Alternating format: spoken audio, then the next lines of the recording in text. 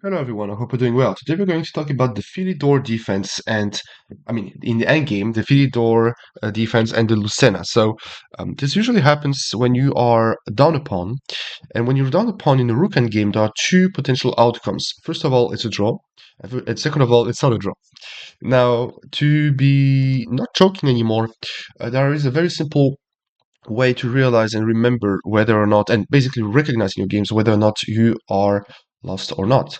So first of all, what the Philidor will teach you, besides whatever, is that you have to be able to, first of all, be able to give checks from behind so that the king has to basically, stay around the pawn, and then you basically have perpetual checks. The problem that we have is that if you start to basically give some checks so randomly, the king could eventually get in front of the pawn, use the pawn as a shield, as an umbrella, block the checks, then eventually at some point check and then get this tunnel that we saw in the other endgames variations. So what we have to do is basically the following. You want to be able, first of all, to not allow the king to stay in front of the pawn. Let's just say, for example, you go king a1, sorry, rook a1, and then nothing happens. You make him, okay, you make a mistake, something like this, check, check, this. This could be a draw because every single time. So in that case, it could be a draw because the king has a lot of squares to escape. So let's say you go rook e1 now. Then after check this, the king runs away. If the pawn happens to be on d2 in this case, so let's just say the king is on e8, so let's just say we cheat, so here. Okay, so let's just say, for example, wait, I'm choking. Let's say this. Okay, what could happen sometimes is that the king goes on e6, and then you have the rook behind the pawn, and therefore it's game over. So let's just say, for example, okay, this, yeah. Then it could be a problem because yet again there is a mating threat. And if you go rook d8, which prevents the check, then basically there's rook h7, and we win the rook on the other side. So it's a little bit. I shuffle it around just to show you some potential ways to lose those endgames. But the fact that I had to shuffle it around already should give you a hint that maybe it's not that simple to lose it once you understand the main logic. So what has to be done is basically you put the rook behind the pawn. Now, if you have, for example, the king on e8, so let's just say, let's just reshuffle around and let's just say that I have the king on e8. Let's just, okay, so rook there, let me just, exactly. Let's just say that the king is on e8 like that. Then what could happen is that you have to be able to give checks from behind. So check, so that the king has to run away and we're fine. Sometimes you can also play king f8 and you're in time, but you have to be able to give checks from behind. Now, what happens is the following. Let's say now that white doesn't just bring the king forward, because again, you have those checks, which basically will result into a draw.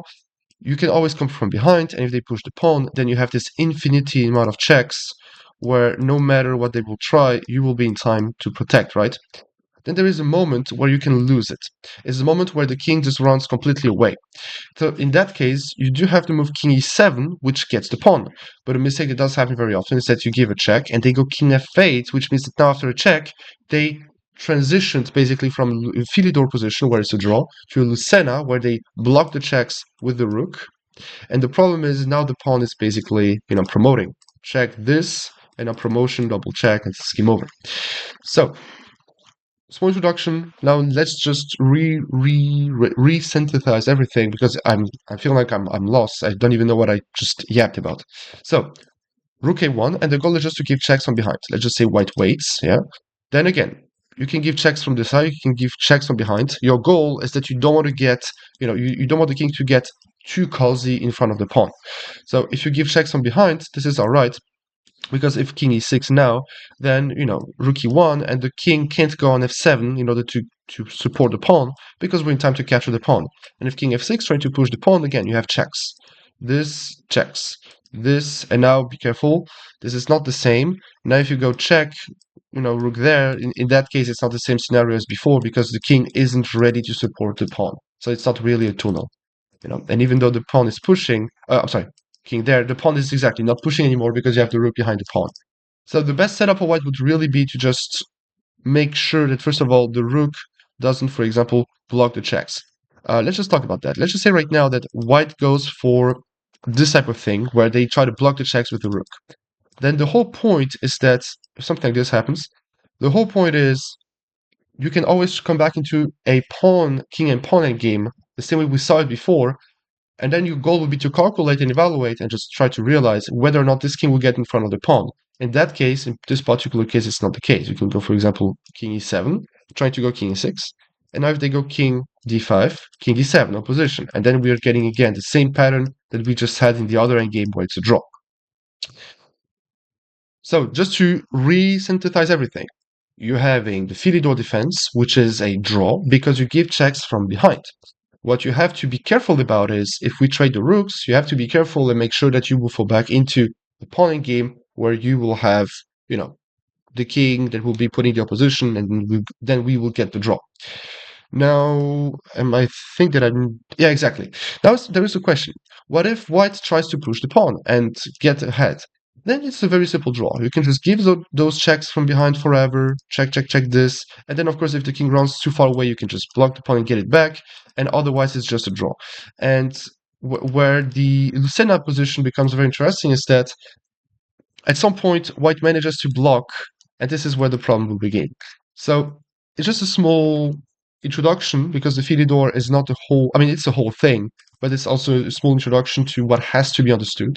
Let's just go directly to the Lucena, and maybe the Philidor will also get a little bit cleaner.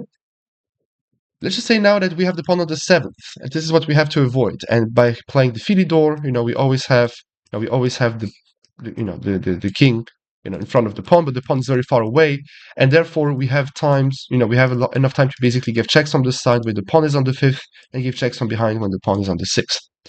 In the Philidor, the pawn is already on the seventh, so this is game over. Now this is a raw example that I brought from Lichess. I think that no, it's not that I think. Later on, when I will be analyzing some classical games, some of mine's, some games, some historical games, and I will be also showing some endgames at some point, and we will have some cleaner Lucena and some more realistic Lucena and Philidor positions.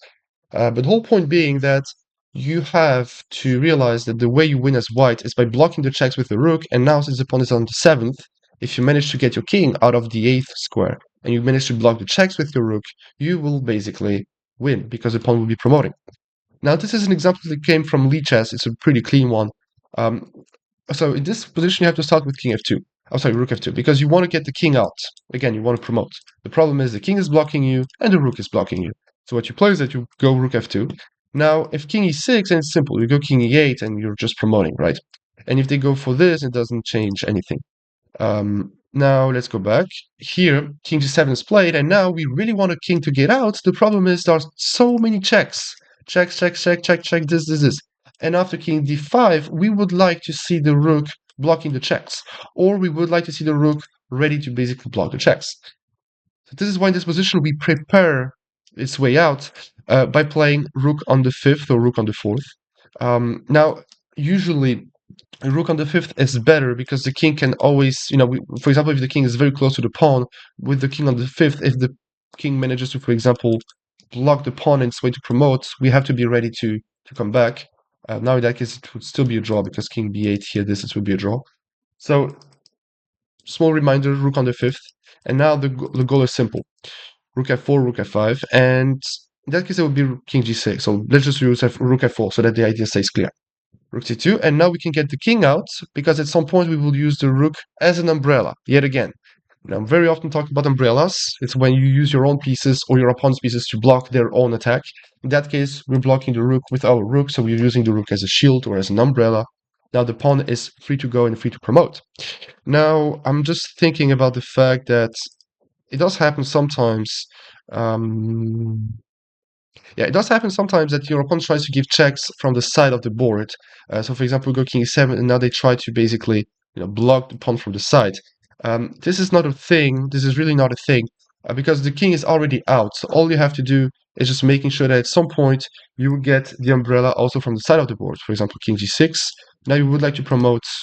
I mean, you can. So you go for something like king d6, rook a8, king c7. King f7, and you're just promoting. And just that sometimes what does happen is that you can also do it that way, sideways. If you give a check, you run away. This is just a concept that does happen very often. So just a small reminder.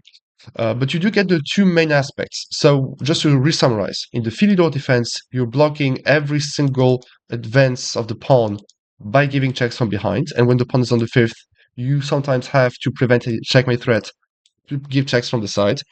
Sometimes you also have to move the king. For example, now in that case it would be lost because after check, e6 comes with check, and this is what you have to avoid. So to avoid that, you can also give a check first, and then maybe now play king e8, with the intention that this is never going to be a check anymore. And if e6, then you're in time to go back. King d6 threatens mate, but you're in time, and you give a check. Small example, a small, some similarities with what we just saw, except that the pawn is on the sixth, and therefore it is impossible to really win. By the way, when the pawn is on the seventh, you do need your king, as white on the promotion square. If you do not have it, then it will be a Philidor. All right.